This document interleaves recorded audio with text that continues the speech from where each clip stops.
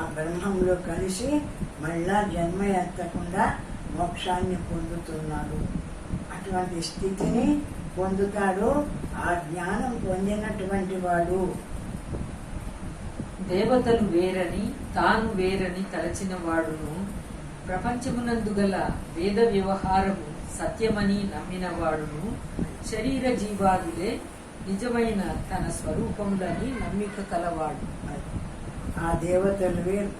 ఇది ఆ దేవతను అమ్మవారిని పూజిస్తే ఆమె దండిగా డబ్బు ఇస్తుంది, అయ్యవారిని పూజిస్తే ఆయన ఇంకా భూములు అవి ఇవి ఇస్తారు, ఇంకొకరిని పూజిస్తే వాళ్ళు ఆయుస్సుని ఇస్తారు.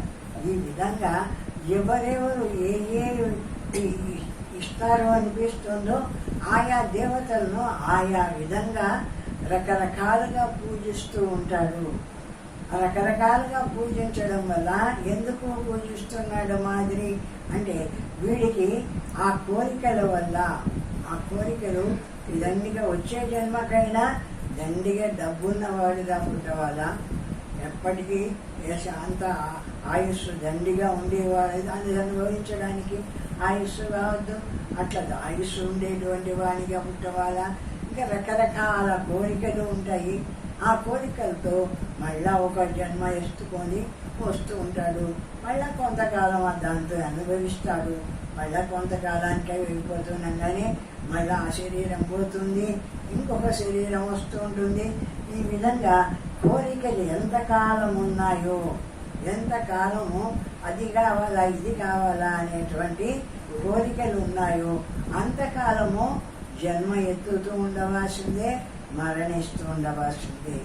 ఆ విధంగా జన్మలెత్తుతూ పోతూ ఉంటాడు ఈ అజ్ఞాని అయినటువంటి ఈ మానవుడు అని. కనుక అట్టి వానికి ఎన్నటికి సంసార విముక్తి కలగదని భావం. అట్లా ఉండేవాడు పుడుతూ ఉంటాడు, చస్తూ ఉంటాడు, మళ్ళా పుడుతూ ఉంటాడు, చస్తూ ఉంటాడు. అంతేగాని ఈ సంసారము నుండి విముక్తి, విముక్తి అంటే సంసారము అంటే సాగు పుట్టుకల నుండి విముక్తి పొందడు. సంసారం అంటే ఇల్లుగా ఈ పిల్లలు సంసారం కాదు, సాగు పుట్టుకలే సంసారం. అటువంటి సాగు పుట్టుకలు లేకుండా శాశ్వతంగా బ్రహ్మమాత్రంగా నిలిచేటువంటి ఆ పరమాత్మ పదవి, బ్రహ్మ పదవి వాళ్లకు రాదు. ఎప్పుడు కోరికలే ఉంటున్నాయి కాబట్టి దానికి తగిన జన్మలు వస్తూనే ఉంటాయి అంటారు. కర్తృత్వాద్యహంకార భావన రూఢో మూఢ. ఒక యంత్రము మనుషుడు ఏ రీతిని త్రిప్పినా ఆ రీతిని తిరుగుచున్నట్లు ప్రపంచమందున్న ప్రజలందరూ పరమేశ్వరుని శక్తి చేత సకల కర్మలను చేయుచున్నారు. ఒక యంత్రాన్ని ఒక మనిషి ఏ విధంగా తిరిగితే ఆ విధంగా తిరిగినట్టు పరమేశ్వరుని చేతిలో ఈ ప్రపంచమంతా కూడా ఆ విధంగా తిరుగుతుంది. భగవంతుడు ఎట్లా నడపవాలనో జగత్తునంతా కూడా అట్లా నడిపిస్తూ ఉన్నాడు. చక్రం మాదిరి తిప్పుతూ ఉన్నాడు. ఏదో ఎండాకాలం పోయింది, వానకాలం వచ్చింది, చలికాలం వచ్చింది, మళ్ళా ఇంకొక కాలం వచ్చింది, ఇప్పుడు పండుగలు వచ్చినాయి, ఇంకో పండుగ వస్తుంది. ఈ విధంగా రకరకాల విషయాలలో తిప్పుతూ ఉంటాడు ఈశ్వరుడు. అవి కావాలనుకున్నవాడు దాంట్లో నిలిచిపోతుంటాడు, ఆయా స్థితులను పొందుతూ ఉంటాడు. అట్టి స్థితిలో ఎవడు అజ్ఞానము చేతను తాను చేయు కర్మలకు అనగా సకల పనులకును నేను కర్తను, నేను భోక్తను అనేది దురహంకారం కలవాడై అట్టి నమ్మిక గలవాడు మూఢుడని, పశువుతో సమానుడని భావం. ఆ విధంగా ఆ పనులు చేస్తూ ఆ పనులు నాకు జరుగుతాయని ఆ నమ్మికతో నేను మళ్ళా వచ్చే జన్మలో ఇట్లా పుడతాను, అట్లా ఈ విధంగా అనుకుంటుంటాడే. ఈ అనుకునేటువంటి వాడు మూఢుడు, ఏం తెలియనటువంటి వాడు, అజ్ఞాని. వాస్తవంగా సర్వవ్యాపకంగా ఏ బ్రహ్మస్వరూపము పరమాత్మ ప్రకాశిస్తుందో ఆ పరమాత్మ నాకు కావాలా, ఆ పరమాత్మను నేను పొందవాలా, నాకు మళ్ళా ఈ జన్మ వద్దు, హాయిగా బ్రహ్మమాత్రంగా నిలబడతాను అనుకునేటువంటి వాడు పూర్ణమైనటువంటి జ్ఞాని. అటువంటి వాడు మళ్ళా జన్మమెత్తడు, ఇంకా మళ్ళా ఇంకా ఈ శరీరాన్ని పొందడు. మృత్యుమాప్నోతి యః నానేవ పశ్యతి.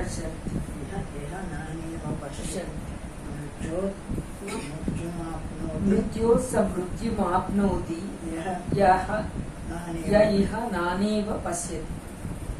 ఒక శరీరం పోతే ఇంకొక శరీరం, ఈ శరీరం పోతే ఇంకొక శరీరం, ఈ శరీరం చనిపోయింది ఇంకందరితో అయిపోతుందా, మళ్ళీ ఇంకొక శరీరం ఎత్తుతాడు, ఆ శరీరంలో కొంతకాలం ఉంటాడు, ఆ శరీరాన్ని విడుస్తాడు, మళ్ళీ ఇంకొక శరీరం పొందుతాడు. ఈ విధంగా మృత్యువు యొక్క అంటే ఒక మృత్యువు పోతూనే కొంతకాలం ఉండి ఇంకొక మృత్యువును అట్లా పొందుతూనే ఉంటాడు. ఈ విధమైన కావాలా ఇది కావాలా అది కావాలా అనేటువంటి కోరికలు ఎంతకాలం ఉంటున్నాయో అంతకాలము ఒక శరీరాన్ని విడిచి ఇంకొక శరీరం, ఒక శరీరాన్ని విడిచి ఇంకొక శరీరము ఈ విధంగా పొందుతూనే ఉంటాడు. వీడి శరీరాలను ఎత్తుతూనే ఉంటాడు. ఎవడు ఈ ప్రపంచమును అనేక భేదములు కలదిగా భావించును, శరీర జీవాదులే తాననే భ్రమ కలవాడు జనన మరణ ప్రవాహమునే సర్వదా పొందుచున్నాడు. ఆ విధంగా ఆ పరమాత్మను తెలుసుకోకుండా ఈ శరీరమే నేను అనుకునేటువంటి వాడు, నేను ఇవన్నీ ఈ కర్మ అంతా చేస్తే నాకు వచ్చే జన్మలో ఇంకా నేను ధనవంతుడినై పుడతాను, నాకు ఇటువంటి యోగం వస్తుంది అటువంటి యోగం వస్తుంది అని అనుకునేటువంటి వాడు ఈ విధంగా ఒక శరీరాన్ని వదిలి ఇంకొక శరీరాన్ని పొందుతూ ఉంటాడు. వాడు ఈ నిరాకారమైన పరమాత్మలో ముక్తిని పొందడు అని. అనుభూతి వినామూఢో వృధా బ్రహ్మణి మోదతి, ప్రతిబింబిత శాకాగ్ర ఫలాస్వాదన మోదవతు. బ్రహ్మజ్ఞానానుభవం లేనివాడైన మూఢుడు బ్రహ్మ సంబంధమైన కథలను చెప్పుచూ బ్రహ్మను నేను తెలుసుకున్నానని వృధాగా సంతోషించుచున్నాడు. అనుభూతి వినామూఢో అంటే ఆ బ్రహ్మాన్ని తెలుసుకొని బ్రహ్మ మాత్రంగా నిలిచి అనుభవం చేసుకోలేకపోతే అంటే అట్లా చేసుకోకుండా ఉండేటువంటి వాడు ఏమి వృధా బ్రహ్మని మొదటి అంటే వృధాగా నేను బ్రహ్మాన్ని తెలుసుకున్నాను, నేను బ్రహ్మాన్ని పొందినాను, నాకు బ్రహ్మత్వం తెలిసింది అనుకుంటూ ఉంటాడు. వృధా బ్రహ్మని మొదటి ప్రతిబింబిత ఫలాస్వాదన మొదలవుతుంది. నీళ్లలో ఒక చెట్టు నీళ్ళలో నీడబడి ఉంటే ఆ నీడలో ఆ చెట్టుకు పండ్లు కాసి ఉంటే ఆ ఫలాల్ని తీసుకొని తింటున్నాను అనుకునేటువంటి వాడు ఎంత అజ్ఞానమో అంత అజ్ఞాని. వాడికి పరమాత్మ అంటే ఏదో ఇంకా తెలియలేదు, బ్రహ్మ మాత్రంగా నిలవడం లేదు, ఏది లేకపోయినా నాకు అంతా వచ్చేసింది, నాకు ఇంకేం లేదు, నేను అన్ని పొందినాను అనుకునేటువంటి వాడు ఈ విధంగా ప్రతిబింబిత శాకాగ్ర ఫలాస్వాదన మోదవస్తు అవి నీళ్లలో ప్రతిబింబించిన పండ్లను చూసి అవి తింటున్నాను అని ఆనందించేటువంటి వాడు ఎటువంటి వాడు అటువంటి అజ్ఞాని, పరమాత్మ తెలియనటువంటి వాడు అంటాడు. ఈ సంతోషము చిత్రముయందు వ్రాసినదియు అద్దమందు ప్రతిఫలించిన ఒక వృక్షము యొక్క కొమ్మ చివరనున్న ఫలమును చూచి ఈ ఫలము చాలా మధురముగా ఉన్నదని సంతోషించినట్టున్నది. ఆ పళ్ళ చెట్టు చిత్రంలో కూడా ఒక దాని మీద చెట్టు రాస్తారు, దాంట్లో కొనాన పండు ఉన్నట్టు రాస్తాడు. ఆ పండ్లు చూసి కూడా ఈ పండు ఎంత తీయగున్నాయి అని తింటూ ఉన్నాను అని అనుకుంటూ ఉండేటువంటి అజ్ఞాని వంటి వాడు. పరమాత్మను తెలుసుకోకుండా అది పొందుతాను ఇది పొందుతాను ఇది చేస్తాను అది చేస్తాను అనుకుంటూ ఉండేటువంటి వాడు ఆ పరమాత్మ తెలియబడకపోవడంతో ఆ ప్రతిబింబిత శాకాగ్ర ఫలాస్వాదన మోదవత్ అంటే ఆ ప్రతిబింబించిన పళ్ళను చూసి అవి తింటూ ఆనందిస్తూ ఉండేటువంటి వాడు ఎటువంటి వాడు, వీడు కూడా ఈ ధనం వస్తుంది అని, ఆ ధనం ఇంత వస్తే నాకు ఇంకా దానివల్ల ఈ ధనం వచ్చింది, నేను ఈ పూజ చేసినాను కాబట్టి నాకు ఈ ఫలితం వచ్చింది అని ఆ ఫలితం అంతా వస్తూ ఉందని ఆస్వాదిస్తున్నాడు. అది నువ్వు చేసినా వస్తుంది, నీ ప్రారంధంలో ఉండేటువంటిది నువ్వు చేయకపోయినా వస్తుంది. అది అట్లా లేకుండా నేను ఇది చేసినందువల్ల నాకు ఈ ఫలితం వచ్చింది, నేను ఈ పూజ చేసినందువల్ల నాకు ఈ ఫలితం వచ్చింది అనుకుంటూ ఉంటాడే, అటువంటి వాడు ఆ ఫలితం అంటే మన నీళ్ళలో పడినటువంటి నీళ్ళలో ఉన్న చెట్టుకు ఉన్న ఫలాలు తింటూ ఆనందించేటువంటి వాడు, అటువంటి అజ్ఞాని అంటారు. అష్టాంగాంచ చతుష్పాదం త్రిస్థానం పంచదేవతం ఓంకారం యో నజానాతి బ్రాహ్మణో న భవేదత్తు. ఓం అనే ప్రణవార్థము ఉపదేశించుచున్నారు. ప్రణవము 8 అంగములు అవయవములు కలదు. ఓంకారము అనేది మనం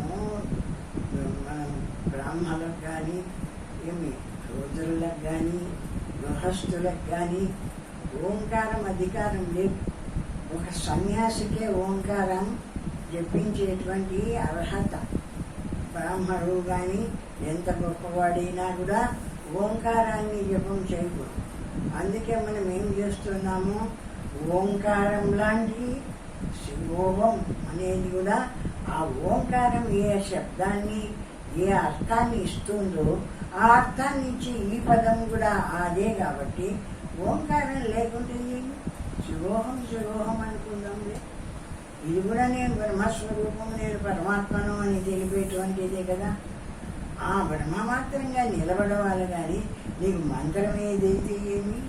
కాబట్టి ఆ మంత్రాన్ని జపం చేసుకొని ఆ స్థితిలో ఉండిపోతూ ఉంటారు జ్ఞానులైనటువంటి వాళ్ళు, సన్యాసులైనటువంటి వాళ్ళు.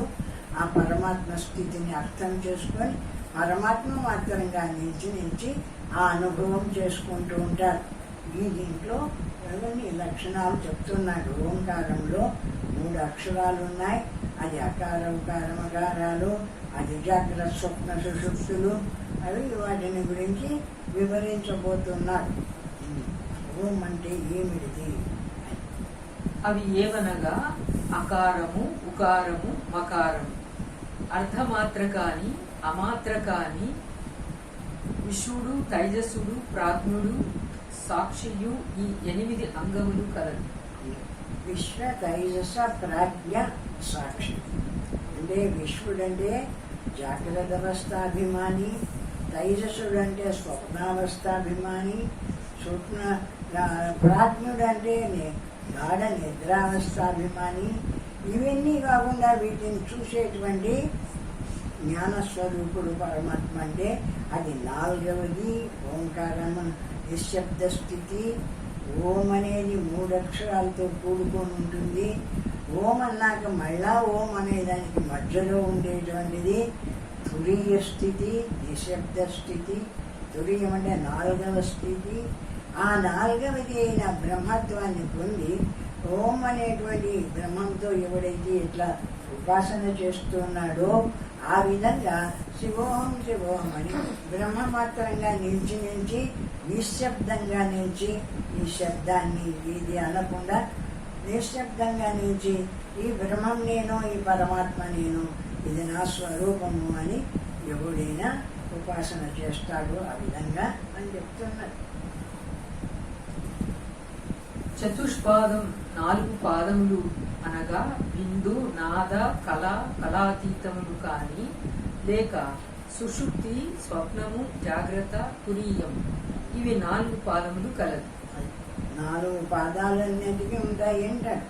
ఓంకారంలో 4 పాదాలు ఉన్నాయి. అకార ఉకార మకార ఏమి నిశ్శబ్ద స్థితి, అది తురీయ స్థితి. వాటన్నిటినీ తెలుసుకునేటువంటి తురీయ స్థితి కలిసి 4. ఆ 4గా ఉంటూ ఉంటాయి. ఈ ఓంకార శబ్దానికి అర్థము అంటారు. త్రిస్థానము స్థూల సూక్ష్మ కారణములనే శరీరత్రయము స్థానములుగా కలదిన్ని పంచదైవతం త్రిస్థానం చెప్పండి. స్థూల సూక్ష్మ కారణములనే శరీరత్రయము స్థానములుగా గలదు. శరీరత్రయం స్థూల సూక్ష్మ కారణ దానికి సాక్షిగా ఉండేటువంటి నాలుగుగా ఉంది. ఇక్కడ జాగ్రత్త, స్వప్నము, సుషుప్తి దానికి అతీతంగా ఉండేటువంటి నిరాకార స్థితి. ఈ విధంగా నాలుగుగా దాని అర్థమవుతుంటుంది. అకార ఉకార మకారాలు దానికి సాక్షిగా ఉండేటువంటి శుద్ధ జ్ఞాన స్వరూపము ఆ పరమాత్మ. అంటే ఆ ఓం అన్న తర్వాత కాసేపు నిశ్శబ్దంగా నిలబడినప్పుడు ఆ నిశ్శబ్ద స్వరూపంలో ఆ ఓంకార శబ్దం యొక్క ఆ బ్రహ్మత్వము ఇది ఆ స్వరూపము అని బ్రహ్మ మాత్రంగా నిలబడుతూ ఉంటాడు ఆ పరమాత్మ స్థితిలో. పంచదైవతం విరాట్, హిరణ్యగర్భ, ఈశ్వర, సదాశివులు అధిదేవతలుగా కలది. ఇవి దేవతల యొక్క స్వరూపాలు.